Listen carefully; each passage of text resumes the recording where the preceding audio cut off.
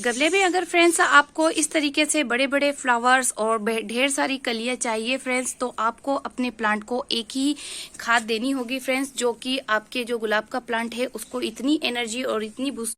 Friends आपके जो गुलाब का प्लांट है वो एक ही ब्रांच में 3 से 4 कलियां देगा। देखिए फ्रेंड्स, ये मेरी जो गुलाब की ब्रांच है इस पे आप देख सकते हैं कि इसमें 5 से 6 कलियां आई हुई है। और जो मेरे दूसरा गुलाब है उसके ऊपर फ्रेंड्स देखिए इसमें पीला रोज है। और देखिए फ्रेंड्स ये काफी ज्यादा येलो रोज, इसकी कितनी बड़ी कली आई हुई है। और एक ही नहीं फ्रेंड्स, एक ही प्लांट पर कितनी सारी बड़ी से बड़ी कलियां आई हुई है। और मैं आपको दिखाऊं फ्रेंड्स कि मेरे पास में जो दूसरे गुलाब है फ्रेंड्स उनके ऊपर भी कितनी ज्यादा कलियां आई हुई है। तो आप गिन सकते हैं फ्रेंड्स कि ये इसमें 5 से 6 कलियां हैं। तो ये गुच्छों में कलियां आ रही हैं। तो आप जानना चाहेंगे कि मेरे जो गुलाब के फ्लावर हैं उनकी जो साइज है वो इतना बड़ा कैसे है और एक ब्रांच में इतनी सारी कलियां कैसे हैं। तो आज मैं फ्रेंड्स आपके साथ में अपनी जो खाद है, अपने गुलाब की जो मैं खाद देती हूँ और अपनी गुलाब की जो केयर करती हूँ उसमें मैं क्या देती हूँ उसे, जो इस तरीके से उसमें इतनी सारी फ्लावरिंग होती है। देखिए फ्रेंड्स, आप देखेंगे मेरे गुलाब पर इस वक्त बहुत ज्यादा बाहर आई हुई है और कलियों का साइज आप देखेंगे फ्रेंड्स, और कहीं से भी ये इतनी छोटी सी ब्रांच है, यहाँ पर भी एक कली बन रही है।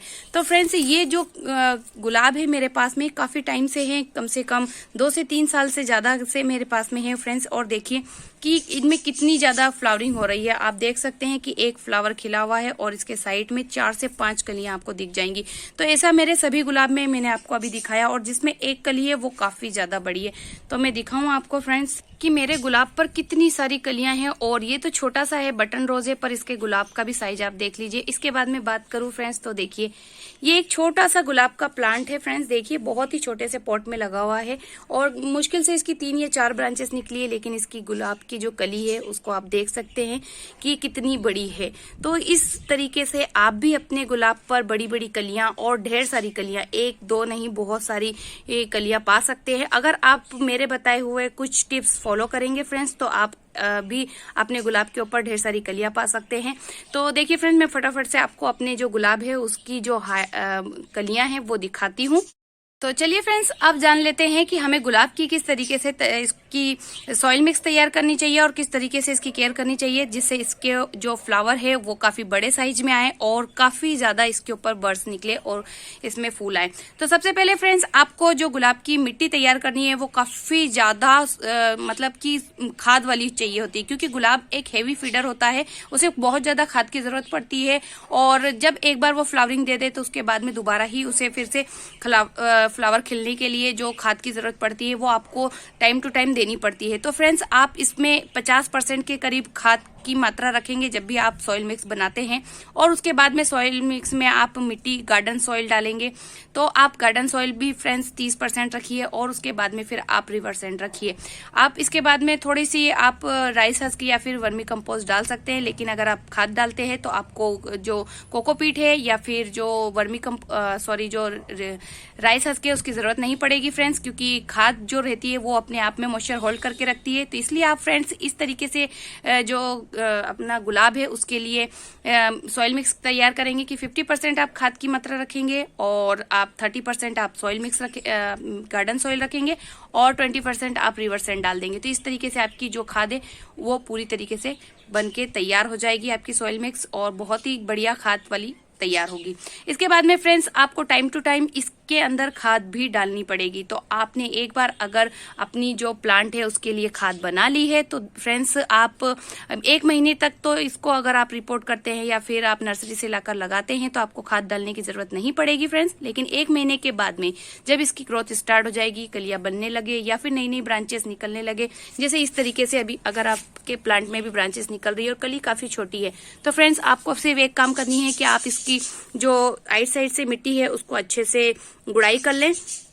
तो उसको गुड़ाई करने के बाद में जब उसकी मिट्टी सूखी हो तभी आप इसकी गुड़ाई करें फ्रेंड्स, और उसके बाद में फिर आप वर्मी कंपोस्ट या कंपोस्ट को डाल दें। तो फ्रेंड्स उससे क्या होगा कि वो स्लो रिलीज होता है, वर्मी कंपोस्ट और कंपोस्ट, बोन मील और इस सब का मिक्सचर जो मैंने आपको बताया है फ्रेंड्स, वो आप सब मिलाकर इसमें डाल सकते हैं। तो वो काफी स्लो रिलीज होता है फ्रेंड्स, कि जब तक ये कली और ये ब्रांच बड़ी होगी तब तक वो उसको खाद देता रहेगा और आपको फिर उसमें ज्यादा कुछ करने की जरूरत नहीं पड़ेगी। तब तक आपका फ्लावर खिलता है तब तक आप खाद को इसमें रहने दे सकते हैं, तो वो काफी इसको न्यूट्रिशंस और इसको काफी ज्यादा एनर्जी मिलेगी। लेकिन अगर फ्रेंड्स आपके जो प्लांट है उस पे इस तरीके से कलियां बन गई है, फ्लावर बन रहे हैं, खिल रहे हैं और कलियां भी आ रही हैं, जैसे इस तरीके से मेरे जो येलो रोज है उसमें इतनी बड़ी कली आ गई है, तो फिर आपको फ्रेंड्स ये जो स्लो रिलीज खाद है वो आपको नहीं देनी है, आपको देनी है लिक्विड खाद। तो मैं बताती हूँ फ्रेंड्स कि आप लिक्विड खाद कैसे बना सकते हैं, और आप चाहे तो इसमें कंपोस्ट टी भी बनाकर डाल सकते हैं। कंपोस्ट टी में आप थोड़ी सी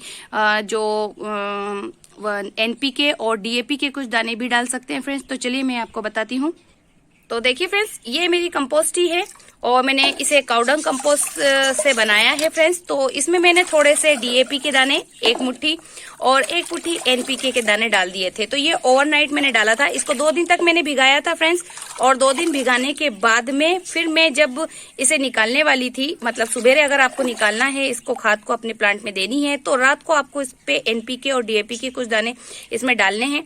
तो इस तरीके से आपकी ये कंपोस्ट टी तैयार हो जाएगी। कंपोस्ट टी तैयार होने के बाद में आप इसको फ्रेंड्स किसी भी बकेट में इस तरीके से निकाल लें, और आप चाहे तो छान भी सकते हैं फ्रेंड्स, और नहीं, अगर आप नहीं चाहे तो छानने की कोई जरूरत नहीं है फ्रेंड्स, क्योंकि हम वैसे भी इसमें जो वर्मी कंपोस्ट और कंपोस्ट है वो भी अपने प्लांट में देते ही रहते हैं, तो छानने की जरूरत नहीं पड़ेगी। अगर आप स्प्रे करेंगे तो आपको छानने की जरूरत पड़ेगी। अब ये तो हो गई फ्रेंड्स हमारी टी तैयार। अब इसके अंदर फ्रेंड्स आपको पानी 1/3 मिलाना है, कि अगर आपको इतना बड़ा भरकर आपने कंपोस्ट टी लिया है तो इतने ही 3 मग और पानी इसमें ऐड करना है, तब जाकर आपको अपने प्लांट में देना है, आपको डायरेक्टली नहीं देना है। तो चलिए इसको भी मैं आप पानी मिलाकर बताती हूँ आपको।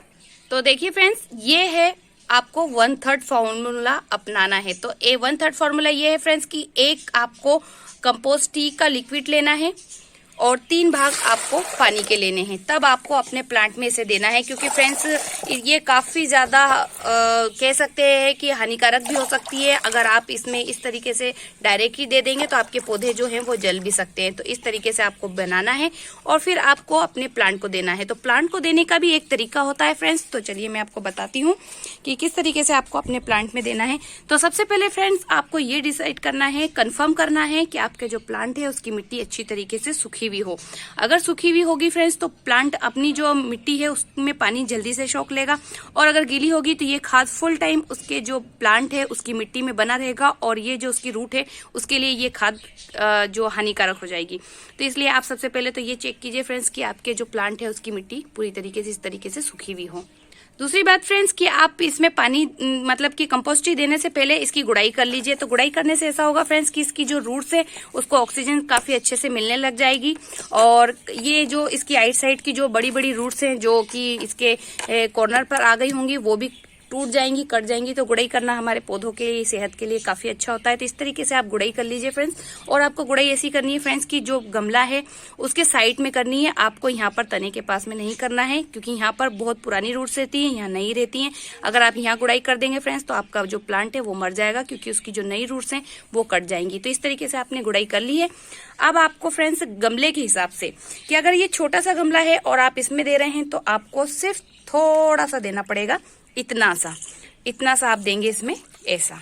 और अगर ये आपको दिख रहा है कि ये 14 या 15 इंच का गमला है और इतना ही बड़ा गमला अगर आपके पास में भी है फ्रेंड्स, तो आप पूरा 1 मग भर के इसमें दे सकते हैं, 100 से 200 ml के करीब। तो आपको इस तरीके से देना है फ्रेंड्स। और ये देखिए फ्रेंड्स की मिट्टी सूखी होगी तो फटाफट से आपका जो पानी है वो सोख लेगी। तो थोड़े टाइम बाद ही ये अपनी मिट्टी में पूरी तरीके से अंदर चला जाएगा। इसकी जो नीचे की रूट से वहां तक ये अपनी लिक्विड खाद जो है वो पहुंच जाएगी और हमारे प्लांट को एक बूस्ट एनर्जी देगी। तो इस तरीके से मैं फ्रेंड्स अपने सारे ही प्लांट को लिक्विड जो कंपोस्ट टी है वो बनाकर देती हूँ, NPK और DAP डालकर। तो फ्रेंड्स देखिए आप कि इस तरीके से देखिए यहाँ से भी एक जो मेरी कली है वो निकल रही है गुलाब की, और एक ये भी निकल रही है, भी निकल रही है। तो मेरे जो गुलाब है फ्रेंड्स उसमें इसी तरीके से 5 से 6 कलियां हमेशा आती हैं, और जो कलियों का साइज रहता है वो भी आप देख रहे हैं कि काफी अच्छा रहता है, और इससे फ्लावर भी काफी अच्छे बढ़ते हैं। अब आपको क्या काम करना है फ्रेंड्स कि इसमें बीमारियां भी काफी लगती है। तो बीमारियों के लिए फ्रेंड्स आप इमिडा की जो इंसेक्टिसाइड लिक्विड होती है वो आप इसमें हर 15 दिन में एक बार यूज कीजिए, और नीम ऑयल का आप हर 8 दिन में संडे टू संडे इस पे स्प्रे कीजिए। तो ये इसमें कोई बीमारी नहीं लगेगी फ्रेंड्स। और सबसे ज्यादा गुलाब में जो प्रॉब्लम आती है फ्रेंड्स वो मैं आपको दिखाती हूँ कि मेरे गुलाब में भी इस तरीके की एक प्रॉब्लम अभी चल रही है। तो ये देखिए फ्रेंड्स, ये जो रहता है फ्रेंड्स, यहाँ से आपके गुलाब को जो नर्सरी वाले होते हैं वो ग्राफ्ट करते हैं और उसके बाद में ही यहाँ से हमारे को जो ये फ्लावर मिलते हैं। तो ये जो ग्राफ्टेड कलम रहती है फ्रेंड्स, नीचे का जो तना रहता है वो देसी रोज का रहता है और ऊपर का जो रहता है वो इंग्लिश रोज का रहता है। तो इसके ऊपर जितनी भी ब्रांचेस निकलेगी फ्रेंड्स, आप उसे कभी भी कट नहीं करेंगे, लेकिन इसके नीचे से अगर इस तरीके से जो ये ब्रांच निकल रही है इस तरीके से निकलेगी तो आप इसे तुरंत हटा देंगे, क्योंकि ये काफी ज्यादा देसी और जंगली गुलाब होता है।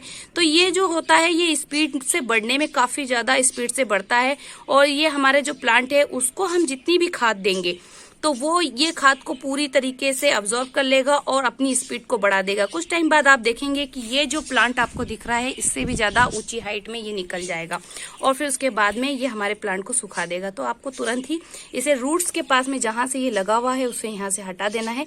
तो याद रखना है आपको कि जहां से ग्राफ्टेड एरिया है उसके नीचे से कभी भी गुलाब में कोई ब्रांचेस निकलती है या कोई पौधा निकलता है तो आपको उसे तुरंत हटाना है।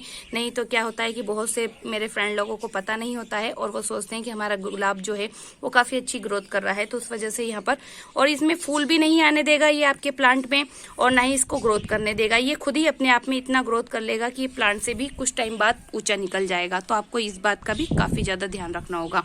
तो फ्रेंड्स, ये थी मेरी आज की गुलाब की वीडियो। आपको कैसी लगी मुझे कमेंट करके जरूर बताइएगा। अगर अच्छी लगती है, मेरी वीडियो इन्फॉर्मेटिव लगती है तो एक लाइक जरूर कीजिएगा। मेरे चैनल पर नए हैं फ्रेंड्स तो सब्सक्राइब करना मत भूलिएगा फ्रेंड्स। बेल आइकन प्रेस कीजिएगा ताकि मेरी नई नई वीडियो की नोटिफिकेशन आप तक पहुंच जाए। तो फ्रेंड्स, जब भी ये गुलाब पूरे खिल जाएंगे इनकी वीडियो मैं आपके साथ में शेयर करूंगी, फोटो शेयर करूंगी, तो आप लाइक जरूर कीजिएगा फ्रेंड्स। तो मिलते हैं फिर फ्रेंड्स किसी नई वीडियो में किसी नई प्लांट की जानकारी के साथ में। तब तक के लिए take care and bye bye.